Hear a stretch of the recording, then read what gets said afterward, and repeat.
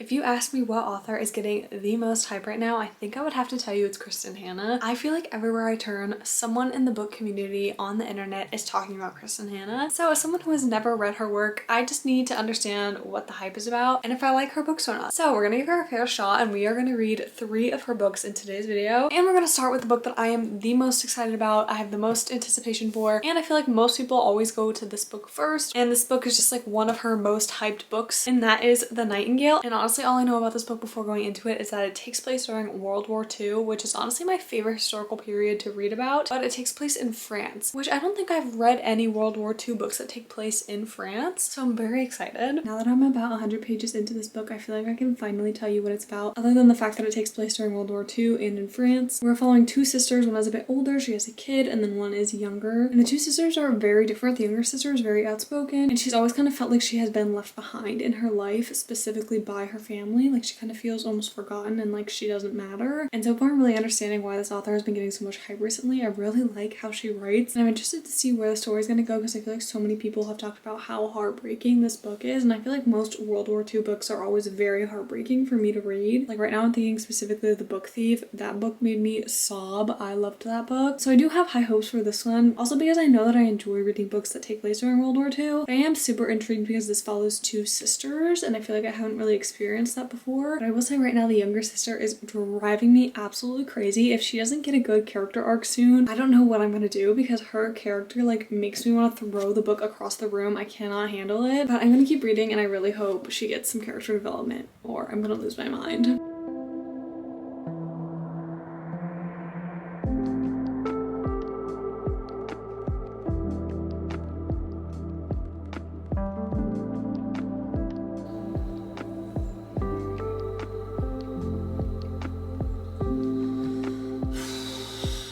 Just read some bad news that I kind of saw coming, but I really didn't want to happen.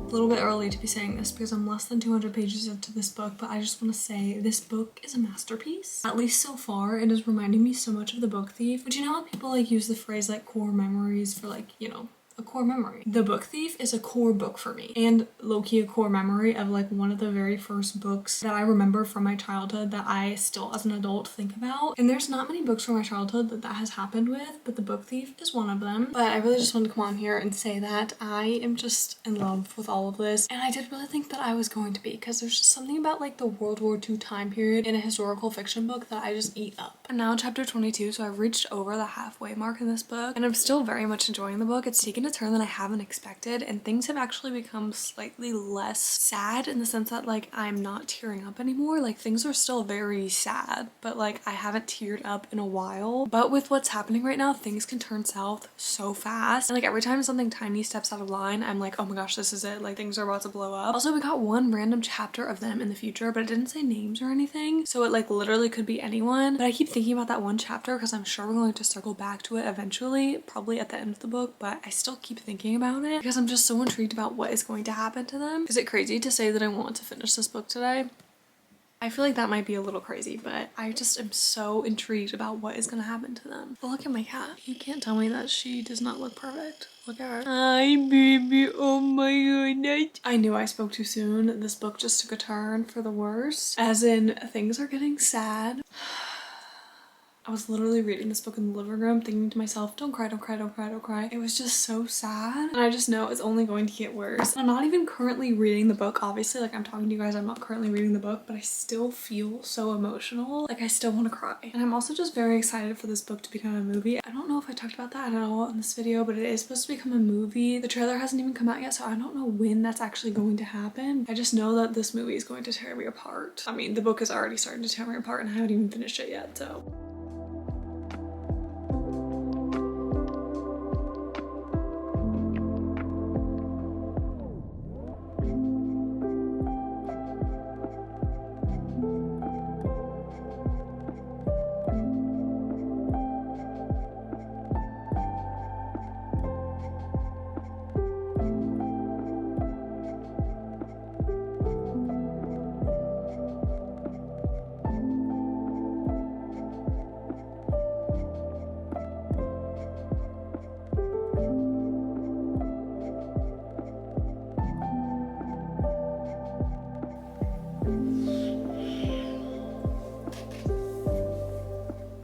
This book is making me want to cry and throw it across the room at the same time because it's making me so anxious. I'm scared that the last 20 pages of this book is going to absolutely destroy me, but I'm gonna sit down and finish it. This book just ripped my heart out and then proceeded to stop all over it. We'll talk about my full thoughts tomorrow when I can collect myself, but oh my gosh, that was heartbreaking, truly. As you saw, I finished the Nightingale a couple days ago, and I think I'm gonna give this a 5-star. I was a little iffy about it, but honestly, I've been thinking about this book so much the past couple of days, and I knew the ending would make me cry, and it did. You saw that. I was very emotional after reading this book. It was just everything I could ask for in a historical fiction of this kind, like during this time period. It wasn't too predictable. I was engaged the entire time, which is shocking because this is a thick book. It is 590 pages, so it's a thick book for me to be engaged the entire time, which is a good thing. So I obviously highly recommend this. And with this book, I was very excited to keep reading more from Kristin Hannah. So I did pick up Night Road, and honestly, it took me a little bit longer to get into this book than it did with the Nightingale, but I'm now 86 pages into it, and I'm very much enjoying it. This book is very different from the Nightingale, at least so far. I don't know why in my head Kristin Hannah was a big historical fiction author. This book is not historical fiction. This book follows a young girl who was in foster care, but she has just moved out of foster care and now lives with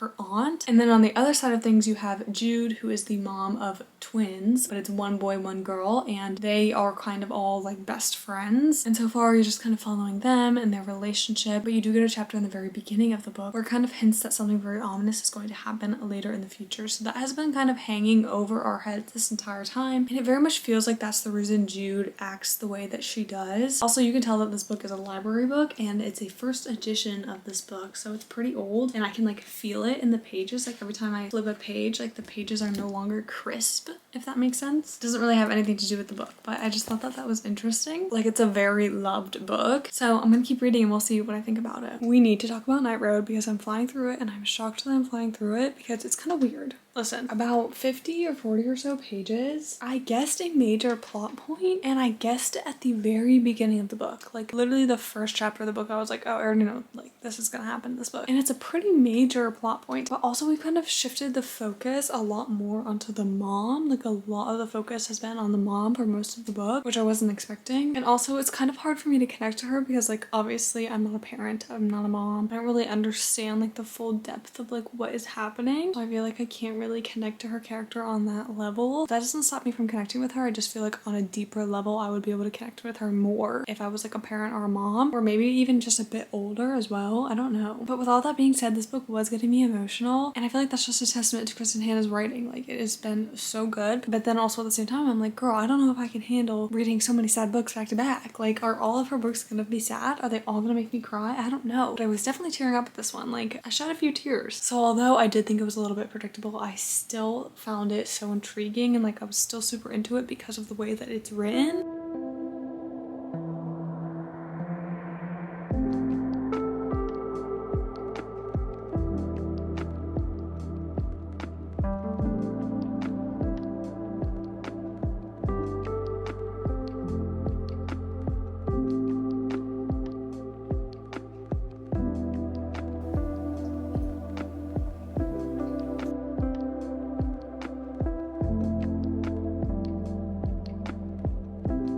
I just played with the settings on my camera, so if it looks different or sounds different, that's why. I was testing out my new microphone actually, which I'm not even using currently. Anyway, let's talk about this book. I feel like I was putting off talking about this book for some reason because it's been days now since I finished it, and I just did not want to come on here and talk about it. I don't exactly know why, because I didn't hate this book. I just wasn't like obsessed with it, in love with it. I'm giving it a 3.5 because it was very predictable to me. At least I felt like I predicted a lot of what happened in this book, or not really a lot, just like one major plot point, and I knew for like 200 pages that it was gonna happen, which is just wild. But it's still getting a 3.5 because I obviously didn't know everything that was going to happen, and I really appreciate the way that she wrote this. Like I found myself not studying the lines, but like very much reading everything like word for word and like soaking it all in. I don't know if I'm really describing that in a good way, but I very much enjoyed how this book was written, which is why I got a 3.5 star, even though like I said I guessed a couple things. And then as you saw, I also started The Great Alone, and honestly I'm a little weary about this book because I'm not really in the mood for a sad book right now, and I feel like all of Kristin Hannah's books are at least a little bit sad. Like Night Road, I definitely teared up multiple times during that book, and I am just afraid of what is going to happen in The Great Alone, because this book follows a family that they're kind of like nomads, like they move around all the time. The dad was in, I think it was Vietnam. He was in one of the wars. I'm pretty sure it was Vietnam, but he's obviously got a lot of PTSD from that, and he kind of deals with it by drinking a lot. But they have moved to Alaska, and everyone is warning them about the Alaskan winters and how it's gonna be really hard to survive. So I just feel like someone is bound to die, something bad is bound to happen, and I just don't know if I have that emotional capacity for that right now, which is fine, because if I get to that point and I decide I don't have that emotional capacity, then I'll just stop reading it. But as of right now, I am enjoying it. I've just barely scratched the surface of this book, so I'm gonna keep reading it. Like I said, if it gets too sad, then I'm just gonna have to move on, because I don't want to read something super sad right now. I look a little crazy right now. It's the next morning. I am on chapter 17 of The Great Alone, so I'm actually over halfway through this book already. And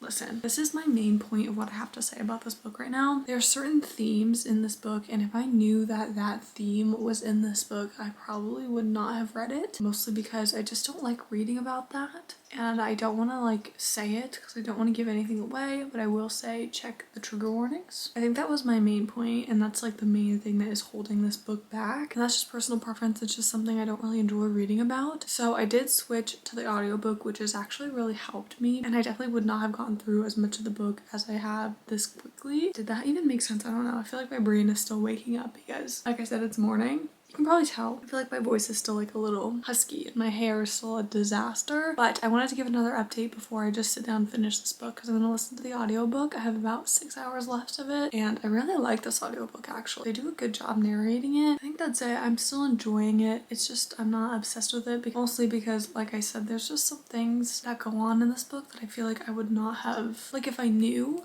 I wouldn't have picked it up, I don't think. I don't know, we'll see, because I'm still enjoying it. I don't know. Let's chat about this book and every other book I read in this video. You can see my little notebook. Every time I would have a thought while reading the last half of this book, I would just jot it down. But there's a character in this book named Large Marge, and I ended up just loving her so much. Like her character growth, well, I guess not really growth. You just get to learn her character a lot more than I was expecting to, and I just really liked her. I also wrote down a prediction, which is funny because I wrote it down and then I like scribbled it and I said, now I don't think that this will happen, but this is a roller coaster, because the last like fourth of the book was very much a roller coaster. Like there was only one little thing that happened that I predicted, but that was it out of all of it, which was so nice. I hate being able to predict things unless it's like a comforting prediction, if that makes sense, or like a prediction that I'm patting myself on the back for. At one point I wrote down, this book is making me anxious, and not in a good way, but I can't stop listening. Funny, very funny. Also wrote stupid, stupid, stupid, because there's a scene in this book where Lenny does the stupidest thing ever, like literally so stupid, and I knew she was gonna do it, and as soon as she did it I was just like, ugh, that was so dumb. That was so dumb. And I'm still like, I cannot believe that was stupid. I just feel like her character is not that stupid, but she was. Anyway, was the ending worth the pain of the beginning and like the themes that I was talking about earlier? I feel like it was. I do. Although I will say this is the only book I read in this video where I didn't cry, and maybe I would have if I wasn't listening to the audiobook. I don't know. Probably not, to be honest, but it did invoke some strong feelings. I did very much enjoy it, but like I mentioned earlier, there's just some themes and things that happen in this book that I just didn't love and like don't normally like to read about, which is what knocked down the rating a little bit more. But honestly, the characters all felt so real and it felt just very engaging, so I definitely recommend it. And then you saw me also read Night Road, which I think I'm gonna give this one a 3-star. I can't remember what I decided between a 3 and a 3.5. I think it might have been a 3.5, to be honest, but then also at the same time I think I liked The Great Alone a little bit better than Night Road, just because I found Night Road to be a bit predictable, and that was my major gripe with this book. There was just multiple things that I predicted throughout the book, but her writing in this book particularly, like I guess out of these two, her writing in this book just hit me so hard. Like the way that she wrote everything was just absolutely stunning, and I feel like a lot of the times when I'm reading a book I'm just kind of like reading it for the vibes, and I don't typically read it for the writing, if that makes sense. Like not all the time, but normally I am the type of person that I'm gonna like pay more attention to the plot and the characters than I am gonna pay attention to the writing style. But with this book, the writing style blew me out of the water, and it made me want to like actually pay more attention to author's writing style because of this book. And this book also like solidified the fact that Kristin Hannah is definitely a good author for me, and like anytime I'm feeling like I need, you know, a hard-hitting book, I'm probably gonna turn to Kristin Hannah. So 3.5, but if I had to rank them, I think it would be this one was my least favorite, but it was still so good. So I hate saying that, but this one's probably my least favorite, Night Road, and then The Great Alone. And then obviously my 5-star read from this video, The Nightingale. Absolutely stunning, so amazing. I wish I knew this book existed earlier because I eat up fiction like this. Like literally any World War II fiction, I'm eating it up. I'm loving it. And this just broke me apart. It tore me apart. It is a book that I will probably forever think about. And it also reminded me a little bit of The Book Thief because like I feel like I'm gonna remember the end of this book for forever, and I'm gonna remember laying in my bed crying and then going to sleep, just like how I remember The Book Thief finishing it, laying on the floor and crying and then moving on. It's just like those kind of moments in books, a core book memory, if you will. That is it for this video. I hope you all enjoyed it. Don't forget to comment, like, and subscribe, and I will see you in the next one. Bye!